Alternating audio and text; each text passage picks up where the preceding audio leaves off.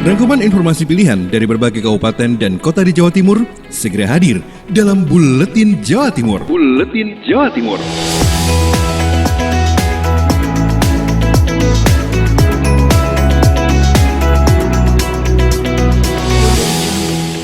Salam jumpa sahabat, bersama saya Henti Ludiana. Kita berada di Buletin Jawa Timur untuk edisi Selasa 15 Desember 2020. Kita awali Buletin Jawa Timur dari Suara Ngawi. Ade Anjani membawa kabar waspada banjir, debit Sungai Bengawan Solo dan Bengawan Madiun meningkat.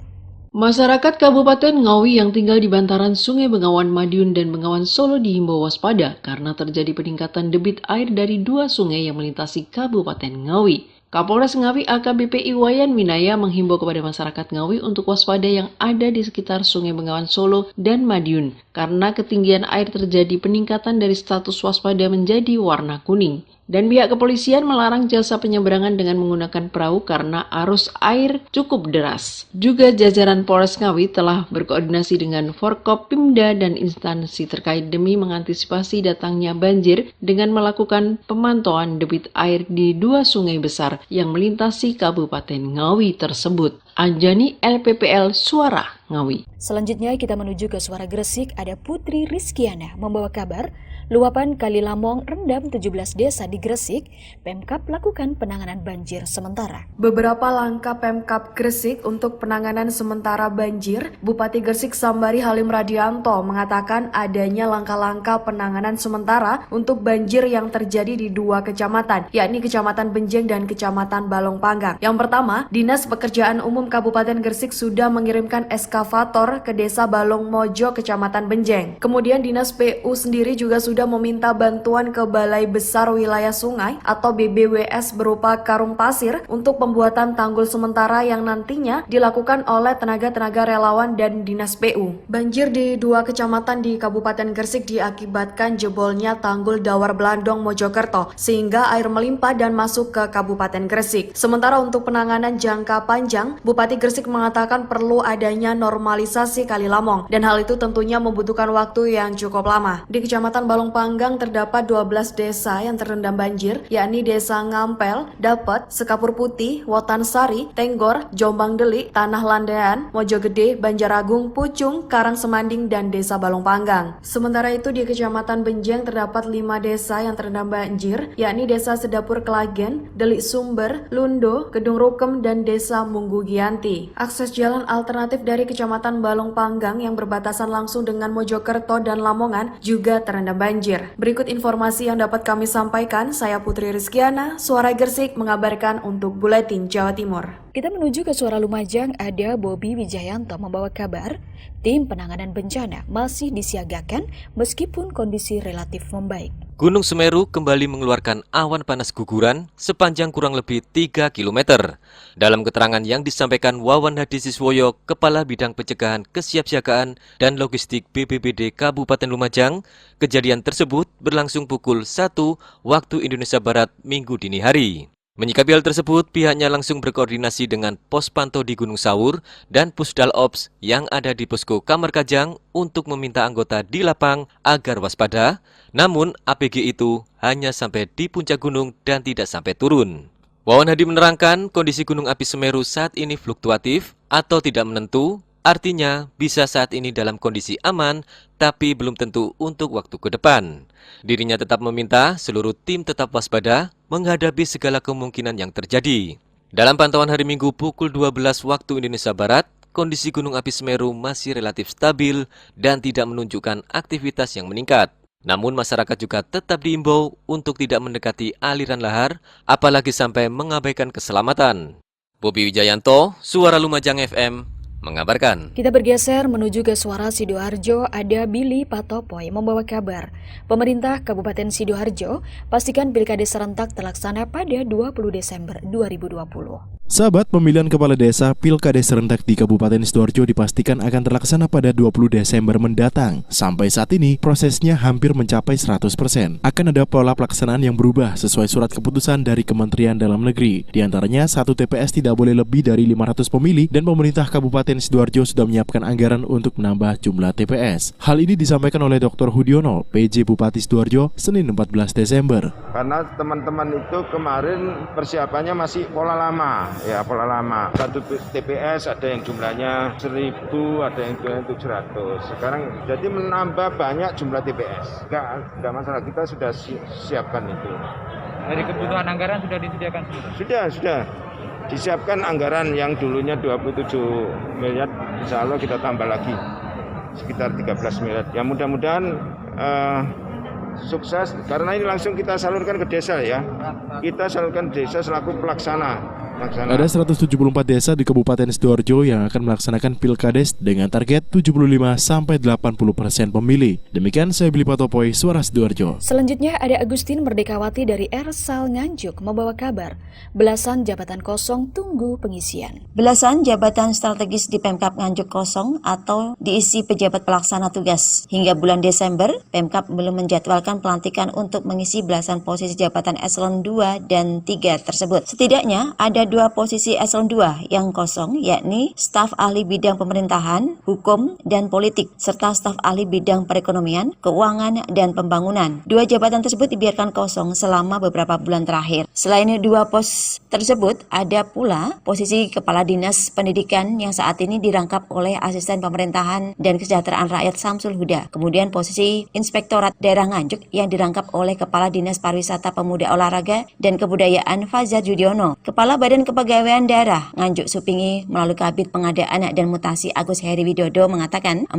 posisi jabatan eselon 2 tersebut kosong karena semua pejabatnya pensiun dan yang terbaru posisi inspektur. Dari Agustin Merdekawati, Suara Nganjuk Ladang Nganjuk. Kemudian kita menuju ke Mardika FM, ada Kirana Nisa membawa kabar akun pejabat pemerintah Kota Blitar diretas. Diskominfotik Kota Blitar ingatkan pentingnya menjaga keamanan informasi. Sobat, belakangan serangan cyber marak terjadi di lingkungan pemerintah Kota Blitar. Beberapa akun WhatsApp milik pejabat pemerintah kota menjadi sasaran peretasan oleh oknum tidak bertanggung jawab. Beberapa pejabat itu diantaranya Gigi Mardana, Kabid Sosial Budaya dan Evaluasi Pembangunan Bapeda Kota Blitar, Parminto Camat Kepanjen Kidul, dan Jito, Kabid Lalu Lintas Dinas Perhubungan Kota Blitar. Menanggapi hal tersebut, Andi Abimanyu, Kepala Seksi Persandian dan Keamanan Informasi, Dinas Komunikasi Informatika dan Statistik Diskominfotik Kota Blitar mengatakan, peretasan akun bisa menjadi salah satu indikasi adanya phishing atau pencurian data informasi pribadi yang digunakan pelaku untuk melakukan tindak kejahatan. Tidak hanya pejabat daerah, masyarakat umum pun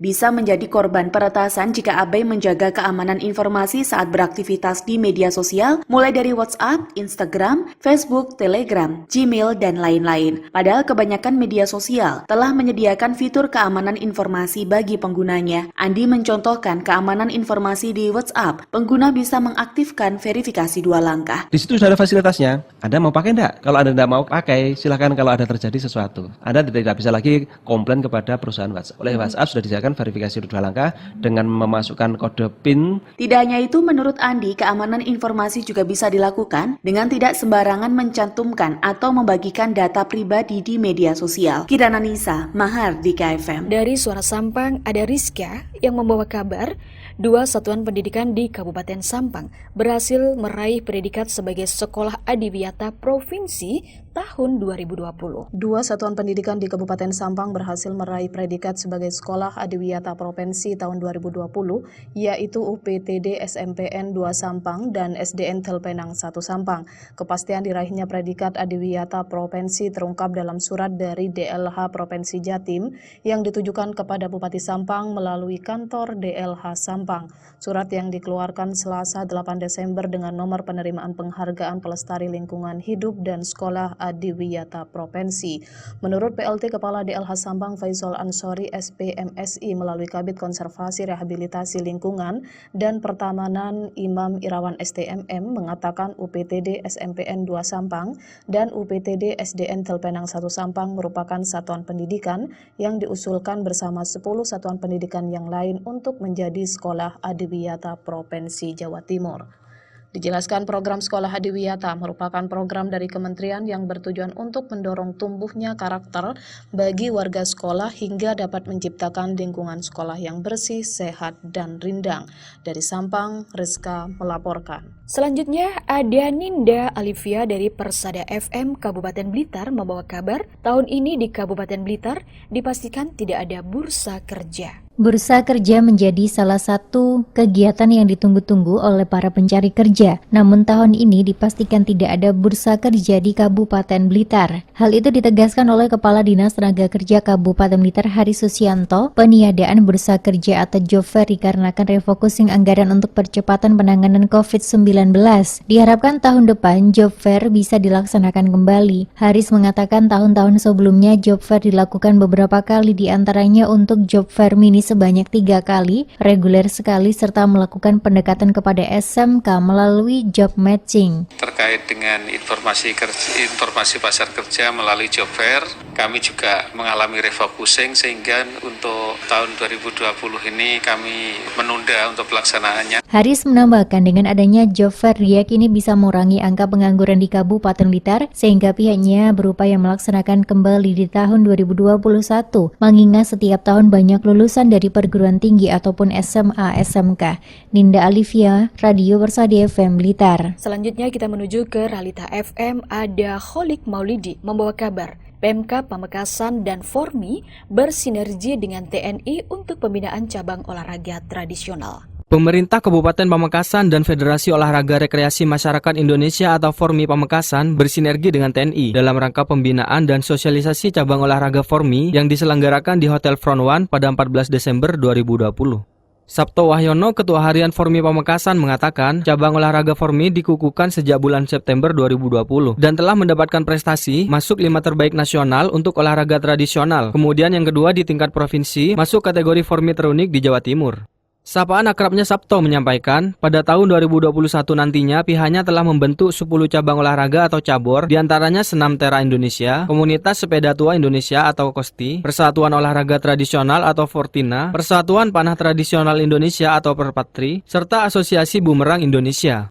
Kemudian 5 cabur lagi diantaranya Federasi Olahraga Mancing Indonesia atau Formasi, Federasi Panjat Tebing Indonesia non-prestasi yakni untuk kelas alam dan anak-anak, Komunitas Jantung Sehat Pamekasan, Freestyle Motor, dan Kerapan Sapi Pamekasan yang merupakan ikonnya budaya Madura.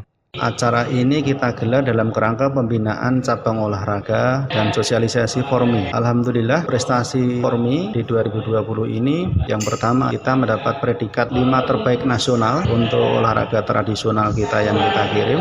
Kemudian di tingkat provinsi sebagai kategori Formi terunik di Jawa Timur. Dari 2 prestasi ini mudah-mudahan bisa kita pertahankan dan kita tingkatkan di tahun 2021. Sabto menambahkan, dari 10 cabur yang terbentuk dan telah tergabung dalam Formi Pamekasan, nantinya akan berada di bawah binaan Formi Jatim. Ia berharap agar semua anggota Formi dapat menjaga kesehatan sehingga tetap sehat, bugar, dan gembira. Kemudian dari 2 prestasi yang telah dicapai tersebut dapat menjadi awal yang baik, sehingga terus berprestasi pada tahun 2021 dan di tahun kedepannya.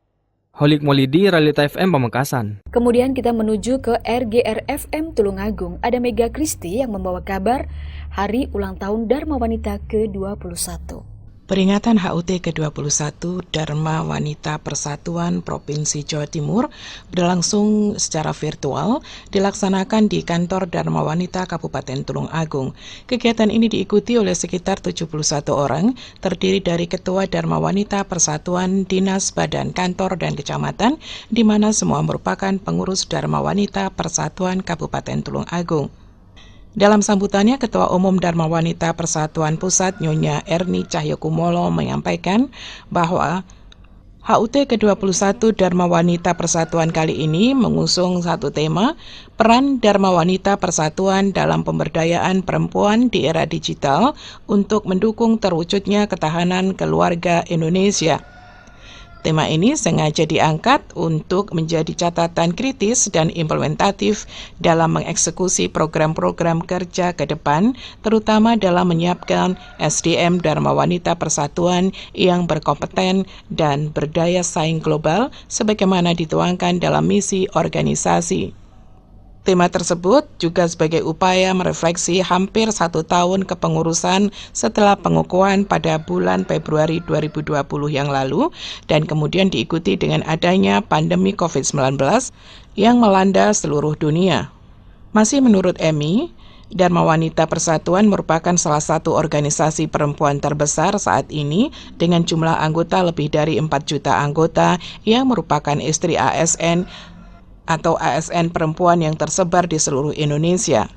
Sekali lagi disampaikan bahwa peran perempuan melalui perekonomian berbasis kreativitas yang banyak memanfaatkan perkembangan era digital akan menjadi kekuatan baru serta diharapkan mampu mendongkrak pertumbuhan ekonomi dan peningkatan kesejahteraan masyarakat. Dilanjutkan dengan materi peran wanita terhadap ketahanan keluarga di saat pandemi yang disampaikan oleh Bewinda S. Lestari. Beliau mengatakan bahwa di saat pandemi seperti sekarang ini, seorang wanita harus multitasking. Disinilah peran wanita dibutuhkan guna menjaga ketahanan keluarga. Selain itu, kehangatan dalam keluarga tidak diukur dari ukuran luas rumahnya, tetapi luasnya kebahagiaan yang menempati.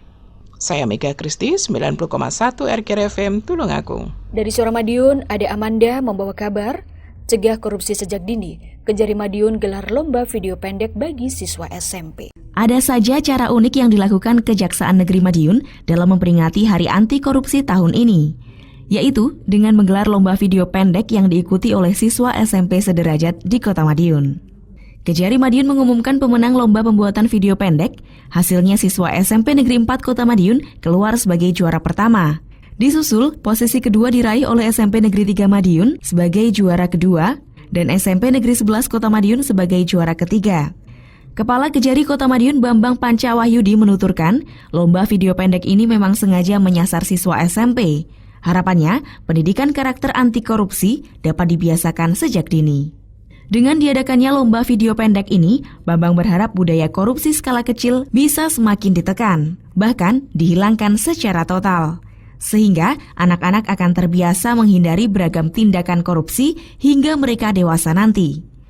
Lebih lanjut, Bambang menghimbau kepada seluruh peserta untuk bisa menjadi duta anti korupsi, baik di lingkungan rumah, sekolah, maupun di sekitarnya. Sehingga budaya anti korupsi ini bisa semakin meluas dan dijalankan oleh seluruh masyarakat.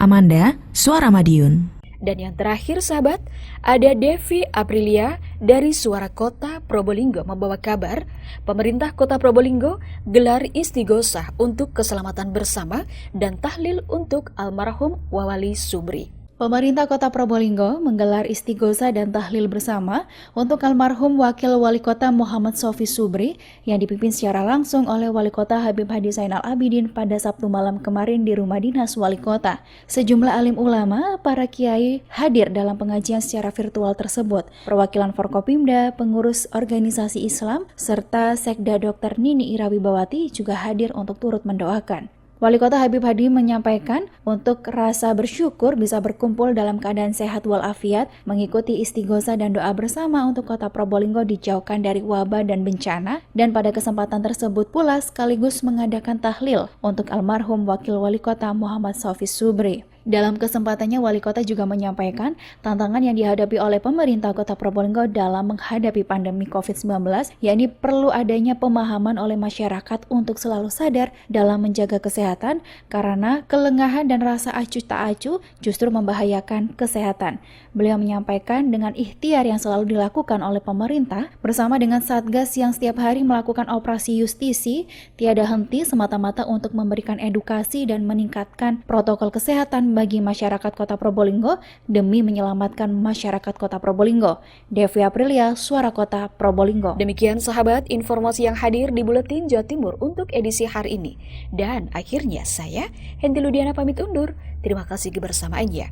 Kita jumpa lagi di Buletin Jawa Timur edisi berikutnya. Rangkuman informasi pilihan dari berbagai kabupaten dan kota di Jawa Timur baru saja sahabat dengarkan dalam Buletin Jawa Timur. Buletin Jawa Timur. Buletin Jawa Timur bisa sahabat dengarkan Senin sampai Jumat jam 8 pagi dan 4 sore. Disiarkan serentak di Lembaga Penyiaran Publik Lokal Suara Sidoarjo, Persada Kabupaten Blitar, Mardika Kota Blitar, Ralita Pamekasan, Suara Sampang, Suara Kota Probolinggo, Suara Lumajang, Suara Pasuruan, Blambangan Banyuwangi, Wika Mojokerto, Suara Gresik, Pradia, Suara Tuban, Malawapati Bojonegoro, Ersal Nganjuk, Suara Madiun, Suara Ngawi, Suara Pacitan, Praja Angkasa Trenggalek, Magetan Indah, dan RGR Tulungagung. Persembahan dari Asosiasi Lembaga Penyiaran Publik Lokal Jawa Timur.